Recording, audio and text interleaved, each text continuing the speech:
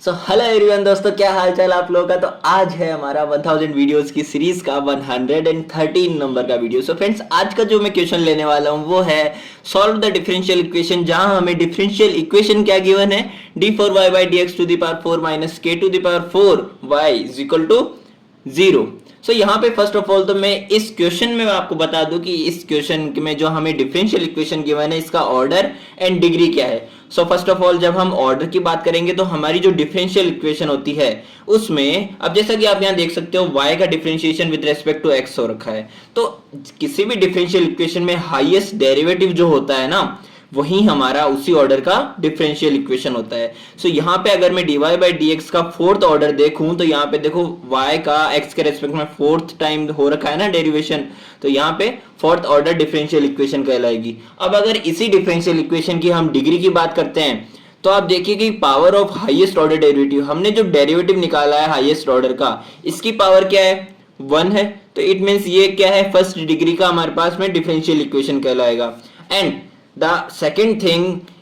इस differential equation में आप देखिए कि यहाँ पे RHS में हमारे पास Rx इज इक्वल टू 0 है। इट मींस जब भी हमारे पास में Rx इज इक्वल टू 0 होगा तब हमारे पास में एक होमोजीनियस डिफरेंशियल इक्वेशन कहलाएगी। अगर यहाँ पे कोई भी x की वैल्यू होती है या फिर x की क्वाड्रेटिक इक्वेशन होती है, लीनियर इक्वेशन होती है, इट मींस ये नॉन होमोजीनियस डिफरेंशियल इक्वेशन होगा। ओके, सो यहाँ पे मैं कंबाइंडली अगर मैं दोनों की बात करता हूँ तो मैं कहूंगा कि ये फर्स्ट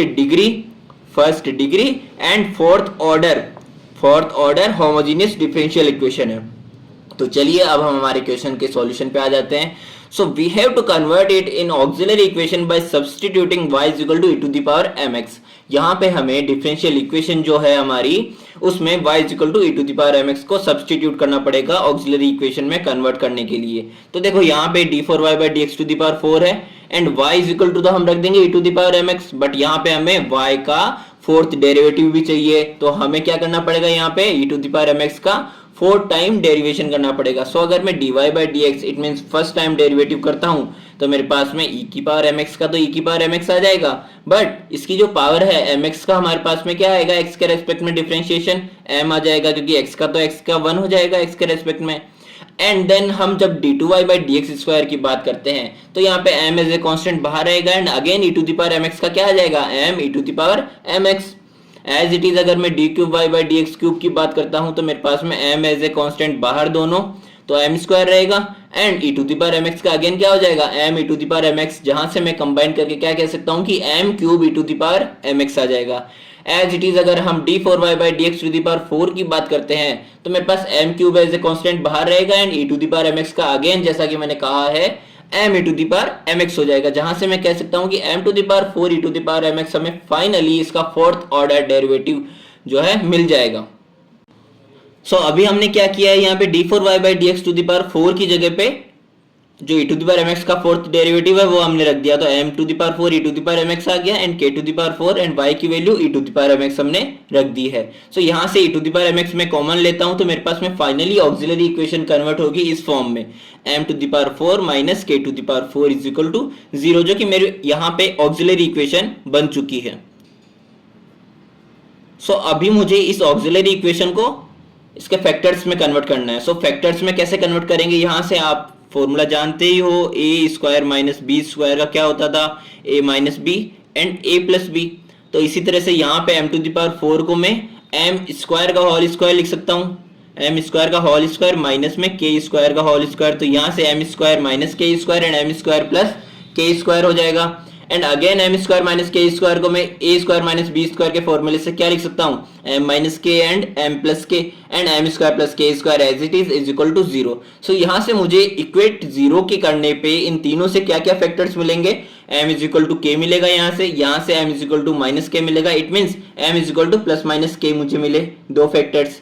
एंड यहाँ से m square is equal to minus का k स्क्वायर करने पे मेरे पास में क्या मिलेगा, यहाँ पे माइनस का जब आ गया एंड इसको रूट में लेके जाएंगे तो -1 रूट क्या होता है, आयोटा होता है एंड प्लस माइनस के आयोटा हम यहाँ से निकाल देंगे। तो अगर मैं प्लस माइनस के आयोटा को एक्सटेंडेड फॉर्म में देखूं तो यहाँ से मैं क्या कहूंगा कि मेरे पास में इसका रियल पार्ट जो है वो 0 है, प्लस माइनस के आयोटा, जहां पे आयोटा कोफिशिएंट हमारा इमेजिनरी नंबर है, मतलब इमेजिनरी नंबर है के आयोटा यहाँ पे हमारे पास में। तो अभी हमें इसका सॉल्यूशन लिखना है। So solution of auxiliary equations when real distinct यानी कि डिफरेंट रूट्स है